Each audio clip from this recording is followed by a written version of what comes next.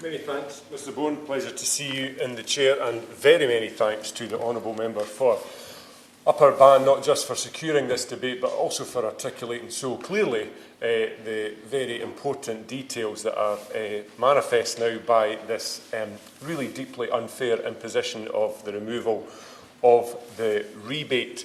In April, the 46.8 pence rise, £500 million across the construction sector. And it's incumbent on government, having introduced such a fiscal measure, to have an idea, a passing regard at least, for how this will affect the industry. And in the event that the Minister in our department hasn't done that, I can set out a couple of them as well. But really, it's the fairness about this, Mr Bowen, that's at the heart of the concern, because the notion, as other honourable members have set out, that somehow operators of these types of vehicles are going to go out within the next 2 to 3 months to purchase alternatives that won't be subject to this increase in tax is for the birds. It's not there. The alternatives are not there. The manufacturers haven't got their technology beyond prototype stage. So what that is there for then is a tax grab, essentially.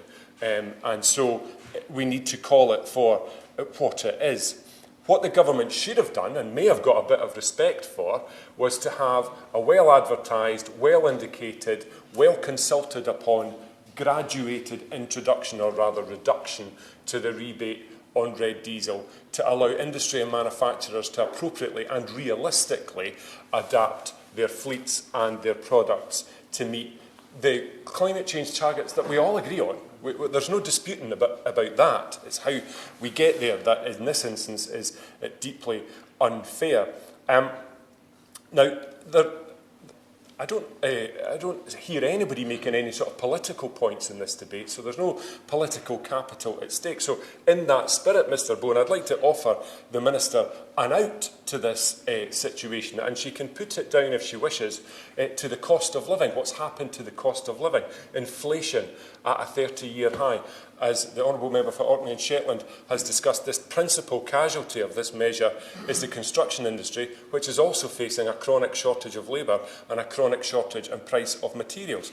These things have changed relatively recently, so it gives the government an out to do that. I have 11 companies in my Angus constituency affected by that, and that's purely in the mineral products sector. But it doesn't just affect that, it affects not just quarrying, but also construction and material handling.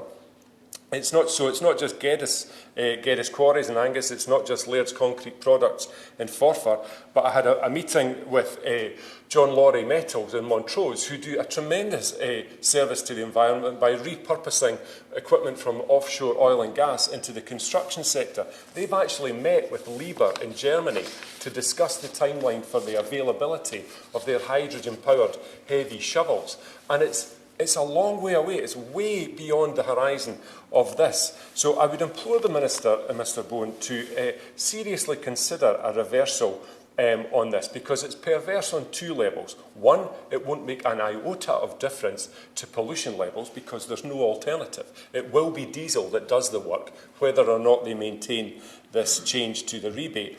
And it will, as the Honourable Member for Upper Bann has also indicated, displace biodiesel. So there's going to be a negative consequence to the environment. There's nothing to recommend this, Mr Bowen. It will harm business and it will harm public sector capital investment. I'd be interested to know if the Minister has considered, it's okay for the UK government, they're going to receive the tax for the change, so that will offset to some extent the increase in their capital expenditure. But what about the governments of the devolved nations? Who's going to offset their increased costs for building new schools and hospitals? Because the construction sector are going to pass this on. It's bad for the environment and it's bad for the COVID recovery. So I would urge the Minister and the Department to think again. Thanks very much, Mr Bowen. Thanks. What a waste of fuel from a system that is supposed to be about reducing fuel usage.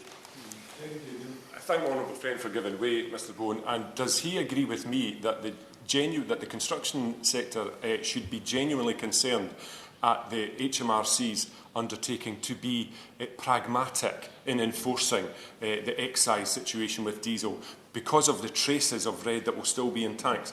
And shouldn't we have something that's much less opaque and much more defined? My honourable friend makes a very valid point. We've seen other examples of proportionate and pragmatic and reasonable enforcement from HMRC. Certainly the experience of my constituents in relation to a lot of tax enforcement is that those terms do not tend to come up in the conversations very often.